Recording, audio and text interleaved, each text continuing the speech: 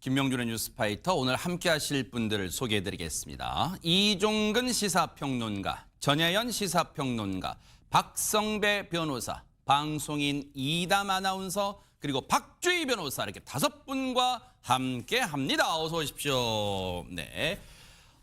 지금 폭염에 대한민국 정신이 없지만요. 지금 전 세계도 바삐 돌아가고 있는데요. 첫 번째 가볼 나라는 어딜까요? 이담 아나운서. 베트남으로 한번 가보겠습니다. 베트남의 한 마을 골목에서요. 갑자기 폭발이 일어났습니다. 어허. 생각지도 못한 일이었거든요. 어떤 상황인지 영상으로 함께 보시겠습니다. 네네. 문을 열고 들어가는 한 주민. 그런데 그 순간 집 앞에 세워둔 자전거에서 연기가 뿜어져 나옵니다. 이 소리를 들은 걸까요? 건너편 집 주민이 나와보는데 별다른 조치 없이 그냥 다시 들어갑니다. 그런데 이건 실수였습니다. 갑자기 펑 하고요.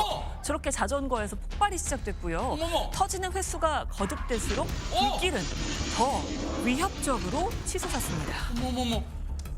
아니 근데 지금 보고도 너무 놀라워요. 믿기지가 않아요. 저 광경을 보고 시청자분들도 이거 뭐야 하실 것 같은데, 박성배 변호사님, 그냥 가만히 세워둔 자전거인데 누가 불을 지르고 그런 건 지금 CCTV 안 보이잖아요. 어떻게 된 거예요? 사실 이 자전거는 전기 자전거입니다. 다행히 주민들이 소화기를 들고 차분히 진화에 나선 끝에 큰 피해는 면할 수 있었습니다. 그런데 이 전기 자전거 충전 중도 아니었고 가만히 세워뒀을 뿐인데 갑자기 폭발이 일어났습니다. 현재는 배터리에서 알 수 없는 열폭주가 일어난 것으로 추정하고 있습니다. 이 전기 자동차도 마찬가지고, 이 전기 자동차도 이 제작 업체가 여러 가지잖아요. 그리고 전기 자전거도 마찬가지고요. 전기 자동차든 전기 자전거든 지금 배터리가 굉장히 중요하다는 걸 이번 영상을 통해서도 우리가 확실히 알 수가 있었어요. 저 정도 그치게 천만다행이었습니다. 그런가 하면 또 어느 나라로 가볼까요? 전혜연 평론가님. 예, 베트남으로 다시 한번 가보겠습니다. 우리 가끔 도심에 동물들이 출현해서 깜짝 놀라는 일이 일어났다고 하는데, 버팔로, 아메리카 들소라고 불리는 이 동물이 갑자기 탈출해서 도심에 나타났다고 합니다. 네? 모두들 깜짝 놀랐다고 하는데요. 영상 한번 보겠습니다.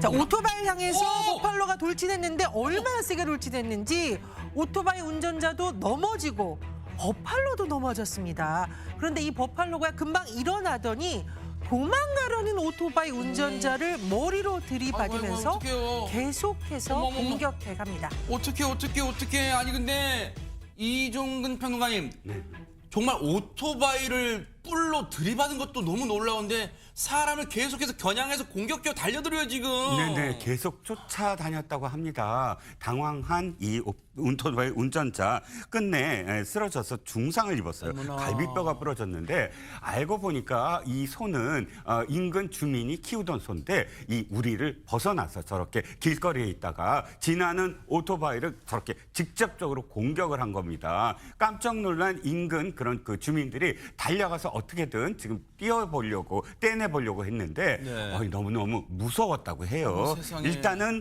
갈비뼈가 부러지고 입원 치료를 받고 있으며 현재 당국이 이 사고를 조사 중이라고 합니다. 아니 근데 박성배 변호사님, 지금 저 물소를 잡았다 하더라도 물소 동물이라 말이 안 통할 텐데, 야 이 녀석아 너 왜 그랬어? 왜 사람을 공격했어라고 해도 뭐라고 답을 안 할 텐데, 저 물소가 한 이웃이 키우던 거라면서, 그러면 지금 사람을 공격해서 오토바이 운전자를 공격해서 중상에 이르게 했어요? 그러면 그 오토바이 운전자는 저 피해 이 보상을 누구한테 받아야 되는 거죠? 주인한테 물어내게 해야 되는 거 아니에요?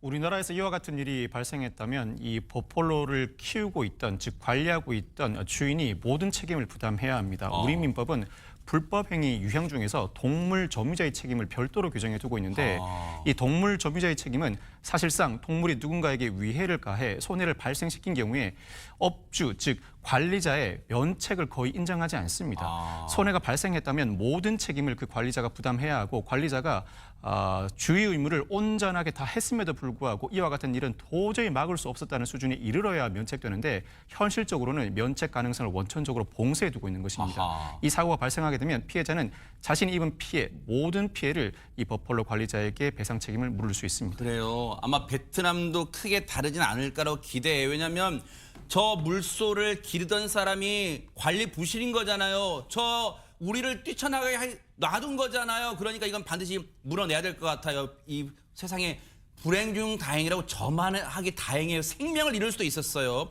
자, 베트남 오사카 거 2바퀴 돌았는데 좀 다른 나라 가볼 수는 없어요, 박주희 변호사님. 네, 그래서 이번엔 중국으로 가보겠습니다. 네. 이 중국 충칭시의 한 쇼핑몰에서 굉장히 아찔한 사고가 있었는데요. 어머나. 대체 어떤 일인지 영상으로 보고 오시죠. 이 동네도 그래요, 또? 네, 멈춰있는 에스컬레이터에 사람들이 몰려 있습니다. 무슨 일인가 봤더니 초록색 옷을 입은 한 아이의 머리가 뭐예요? 에스컬레이터 손잡이와 벽 사이에 끼어 있습니다. 어머, 어떻게? 너무나도 위험한 상황에 사람들은 손잡이를 당겨서 틈을 벌리려 합니다. 어머. 다행히도 이런 사람들의 도움 덕에 이 손잡이와 벽 사이 틈이 벌어졌고요. 아이의 머리를 빼낼 수 있었습니다. 아니, 지금 저 상황은 하마터면요. 에스컬레이터 여러분 아시지만 쭉 한 방향으로 내려가니까 이담하면서 진짜 상상하기도 싫은 그런 상황 진짜 벌어질 수 있었단 말이에요, 진짜. 그러니까요. 근데 저런 사고가 종종 일어났었습니다. 우리나라 같은 경우에는 보시면요. 에스컬레이터 이렇게 올라가는 그 저 사이 부분에 안전 삼각대를 설치를 해놔요. 그래서 혹시라도 머리를 빼고 있다가 거기에 부딪혀서 얼른 넣을 수 있게 하거든요. 근데 많은 아이들이 저렇게 바깥을 구경하거나 에스컬레이터 아래를 보다가 저렇게 걸리는 경우가 종종 있었습니다. 세상에. 근데 저 아이도 호기심에 저렇게 머리를 한번 넣어봤다가 저런 일이 발생한 건데요. 지금 많은 분들이 굉장히 걱정하는 가운데 겨우겨우 머리를 뺐잖아요. 네. 정말 다행히도 크게 다치지 않았다고 합니다. 천만다행이에요. 네. 다시 얻은 삶이라고 해도 과언이 아니에요. 정말 많은 분들이 합심해서 정말 저 아이를 생명을 구한 게 정말 잘했습니다. 그런가 하면 또 어느 나라로 가볼까요? 박성배 변호사님. 이번에는 루마니아로 가보겠습니다. 아하. 루마니아의 한 동물원에 신기한 동물이 있다고 하는데 어떤 동물인지 영상으로 보고 오시겠습니다. 오호, 루마니아 오랜만이네요. 어슬렁어슬렁 우리 안을 돌아다니는 정체불명의 한 동물 보이시죠? 귀여움에 녹아내렸는지 사육사가 냅다 바닥에 눕혀서 배를 간지럽히기도 하고요. 네. 함께 인형을 가지고 놀기도 하는데 네. 자세히 보면 이 동물 호랑이 같기도 하고 사자 같기도 하죠. 네. 이 동물의 정체 누구일까요? 아니 그러니까 저도 딱 이종건 변호사 봐도 네. 저런 딱 진짜 방금 박성배 변호사님이 하신 말씀 그 얘기를 하려고 했어요. 딱 봐도 어나? 이 이마 부분에 줄무늬 쓴 거 보면은 호랑이 같기도 하고 네. 이 털 전체적인 털과 또 사자 새끼 같기도 하고 네네. 좀 정체를 또 밝혀내야 될 거 아니에요. 일단 귀여움이 2배예요. 그렇죠? 그러네요. 귀여움이 네. 2배인데 자, 사자와 호랑이가 함께 결합이 돼서 낳은 아이입니다. 뭐? 즉 이거를 사자가 수컷이고 호랑이가 암컷이면 라이온이고 호랑이가 수컷이고 사자가 암컷이면 타이온이라고 부릅니다. 이 경우는 지금 사자가 수컷이고 호랑이가 암컷이라서 라이거라고 부르는데요. 사자, 호랑이가 네. 교배에서 태어났다고 합니다.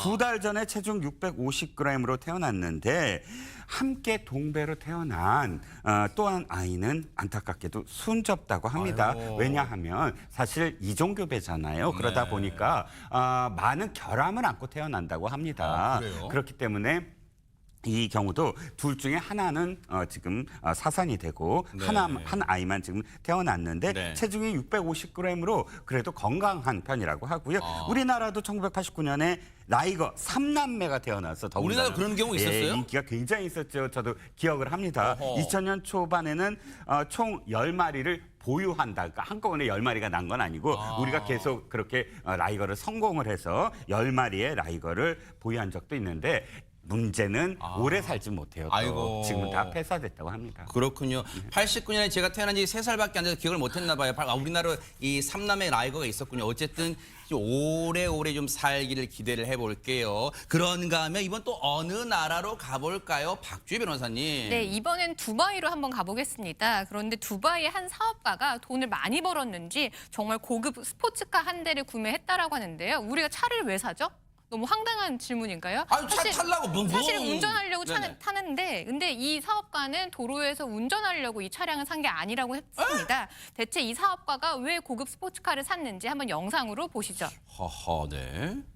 네, 저택 천장에 고급 스포츠카 한 대가 매달려 있습니다. 이 샹들리에처럼 천장에 달린 이 차량은 실내 장식용으로 활용이 된 건데요. 뭐야? 거실에서 이 차량을 공중으로 들어 올리는 모습은 그 자체로 어마어마한 광경을 연출을 합니다. 이처럼 고급 차량을 이용했던 이 인테리어가 SNS에서 큰 화제를 모으고 있습니다.